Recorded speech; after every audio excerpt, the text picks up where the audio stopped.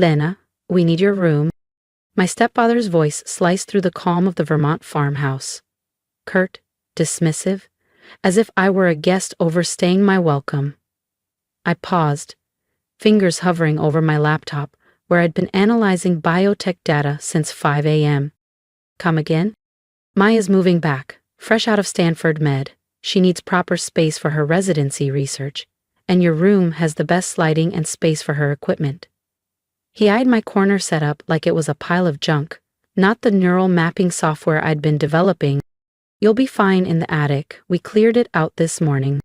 I was 27, living in the home my late grandmother left behind, now run like a museum of Maya's achievements.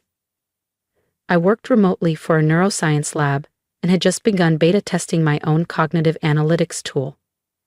It wasn't flashy, but it was real. That didn't matter to them. The attic? It doesn't even have heat. Maybe discomfort will motivate you, my mother chimed in. You can't keep treating your little project like it's a career. Be more like Maya. Ah yes, Maya, the prodigy, the crown jewel, still living off family praise and a mountain of student debt. I already have a career, I said. They didn't hear me. You're just tinkering, my mother said.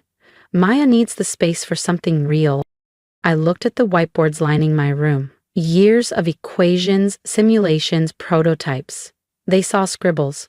I saw the future. All right, I said calmly, closing my laptop. I'll leave. Not because I was broken, but because I was building something too big for that house. 3 years of quiet dismissal. 3 years of watching them raise glasses to Maya's every move, while treating my work like a hobby. You've got until noon, my stepfather said flatly. Her lab equipment arrives tomorrow. Noon, that was almost poetic.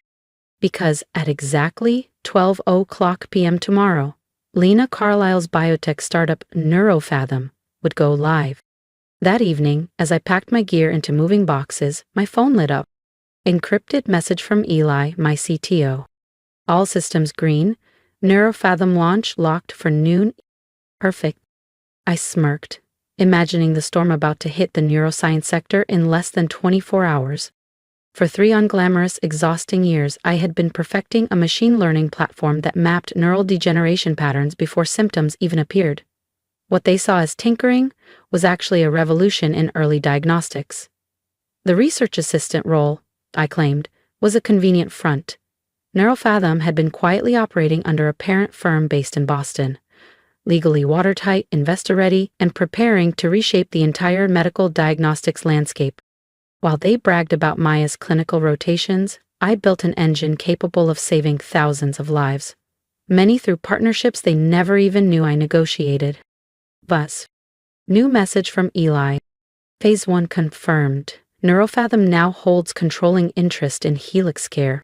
HelixCare, the regional diagnostics chain that handled all of my family's medical plans and funded Maya's unpaid research abroad. By dawn, the very system that ignored me would answer to me. I taped the last box, just as Maya's voice drifted down the stairs. Mom, should we do soft neutrals or spa blue for Lena's old room? I smiled. Let them decorate. By noon, they'd realize the house might be Maya's, but the future was mine. My room, my sanctuary, the one they always called temporary, a placeholder until someone with real potential needed it. I thought of my Johns Hopkins graduation, the one they skipped to attend Maya's charity gala, of the prototype testing I funded with maxed-out credit cards, while they bragged about Maya's medical breakthroughs that were still theoretical. Lena, my mother called out sharply, don't forget to leave your key. You won't be coming back. I placed it on the desk. No words, no need. They were right.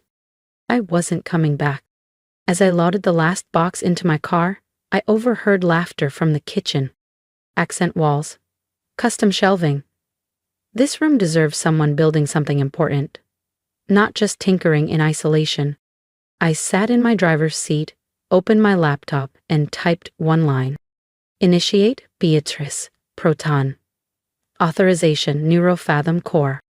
Protocol Phoenix initiated. Full execution in 8 hours. The system message blinked on screen. Calm, calculated, inevitable.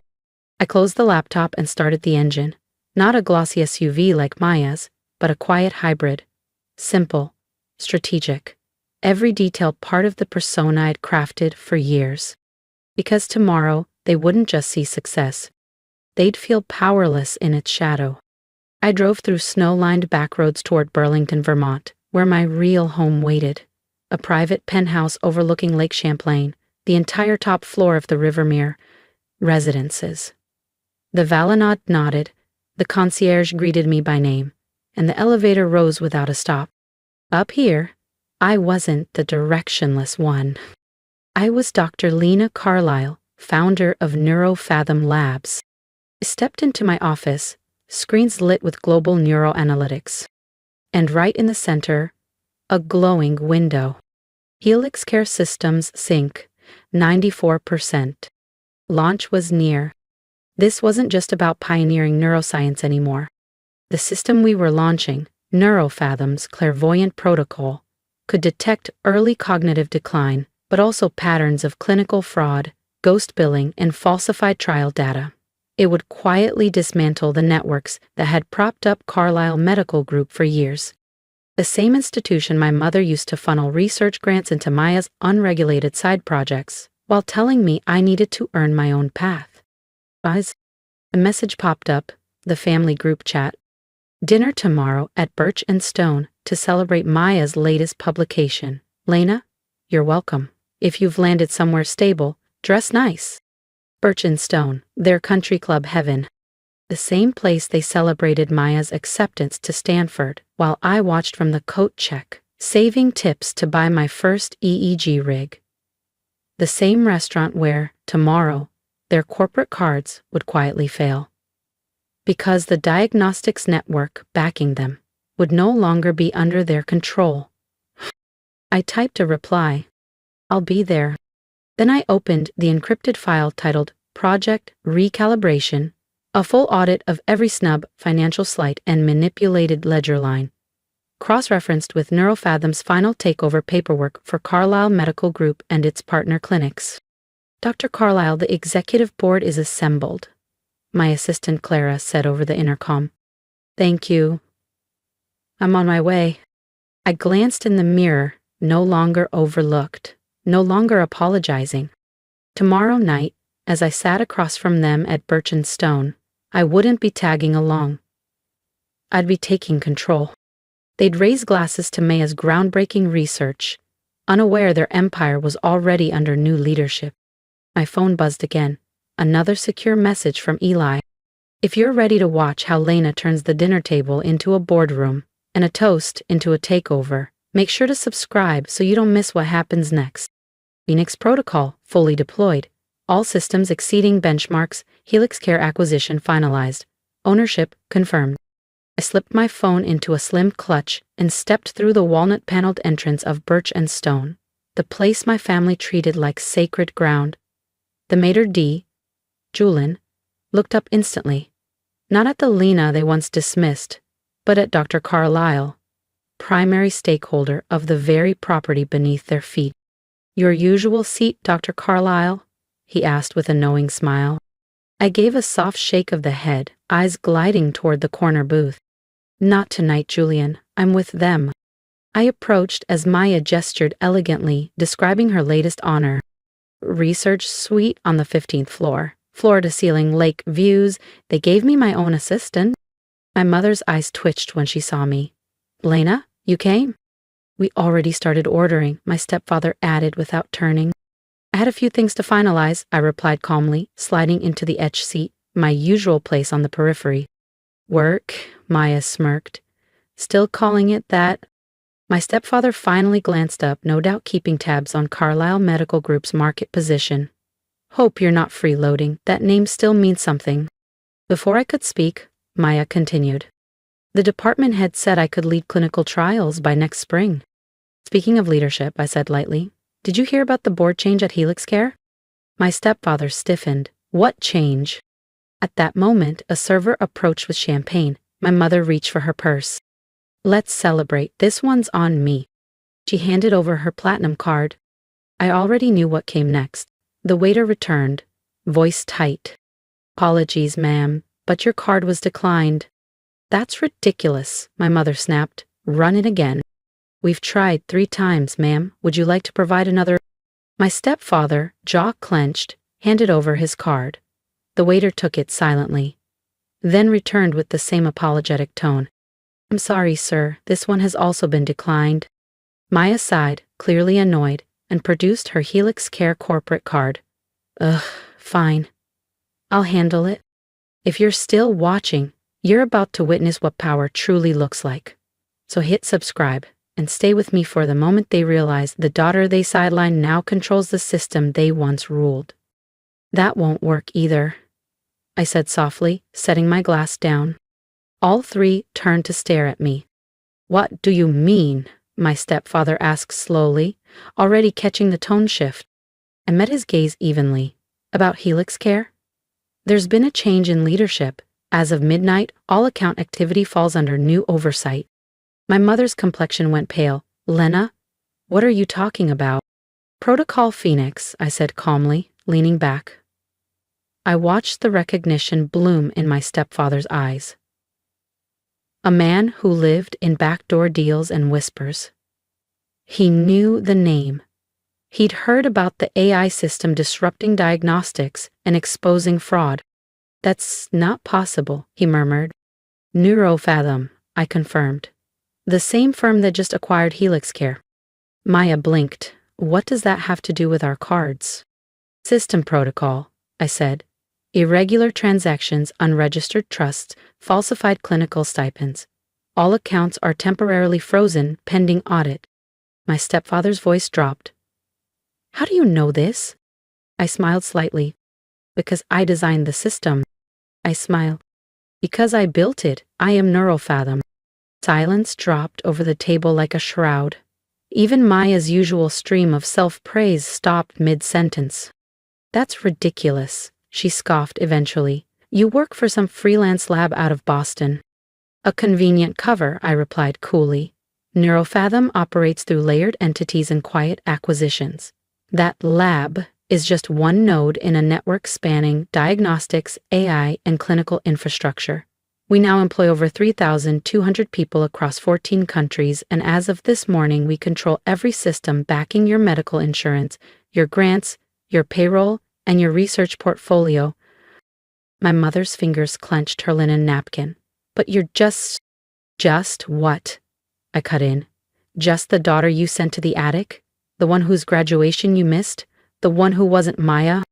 I pulled a sleek, matte trip card from my clutch and handed it to the waiter. A discreet Neurofathom core emblem glinted in the corner. "The champagne's on me. Actually, every meal this table's had here for the past 4 years, also on me. I bought Birchenstone in 2021. The waiter dipped his head. "Of course. Dr. Carlyle." "Carlyle?" my stepfather echoed, stunned. "You're that Lena Carlyle?" I nodded slowly. "The same Lena Carlyle whose algorithm you tried to patent under Helix Care last spring. You probably didn't notice, too busy spotlighting Maya's residency awards to read the board memos." Maya's face drained of color. "And yes, your hospital's AI diagnostics upgrade, powered by Neurofathom. You'll be using my tech if compliance doesn't freeze your program first." If you're still watching, you've seen the beginning of their unraveling. Subscribe now. Because next, they learn what it means when the girl they ignored becomes the architect of their reckoning. I turned to Maya, voice steady. "Protocol Phoenix flagged discrepancies in your trial reporting, by the way, so if I were you, I'd rethink that director promotion." My mother leaned forward, hands trembling. "Lena, sweetheart, can we talk about this? We're still family." Bam. I stood slowly, letting my gaze settle on each of them. My stepfather's face red with rage, my mother's pale with shame, and Maya's frozen in stunned disbelief.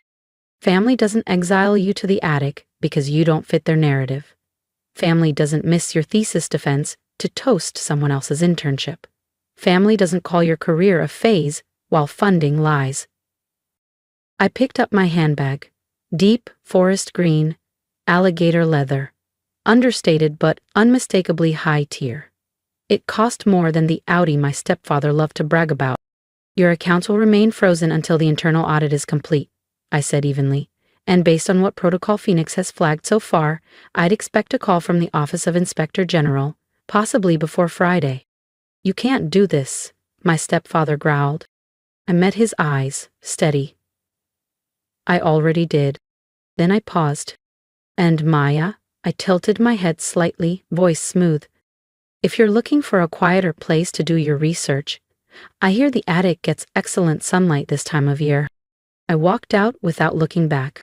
Behind me, muffled sobs, whispered disbelief, and the sound of an ego unraveling. In my hand, a buzz from Eli. Protocol Phoenix, historic traction. Neurofathom stock up 320% since market open. I smiled to myself. That freezing attic they shoved me into? It's where I wrote the first line of code for Neurofathom. Where I began building the system that now held their empire in its neural net. Over the next month, the house of cards collapsed. Investigators uncovered ghost grants and clinical falsifications across Carlisle Medical Group. Maya's position was quietly eliminated during Helix Care's ethics restructuring. My mother's social life banished with the champagne budget. And me? I kept building. Not for them, never again for them, but for impact, for those like me. These days, when someone asks how it started, I tell them, sometimes the best thing they can do is push you out. And sometimes, the most poetic revenge is a declined platinum card at their favorite table in birch and stone. If you've stayed with me this far, thank you. For listening, for seeing what they never could. I wasn't the perfect daughter, not the golden one, but I built something from nothing. Now I want to hear from you. Have you ever been overlooked, silenced, replaced in your own story? Drop a comment, share your story. Because this journey, this rise, it's not just mine, it's ours. And if you believe in quiet power, in proving them wrong without a single raised voice, tap that subscribe button. Because sometimes the best thing they can do is doubt you, and the best thing you can do is rise anyway.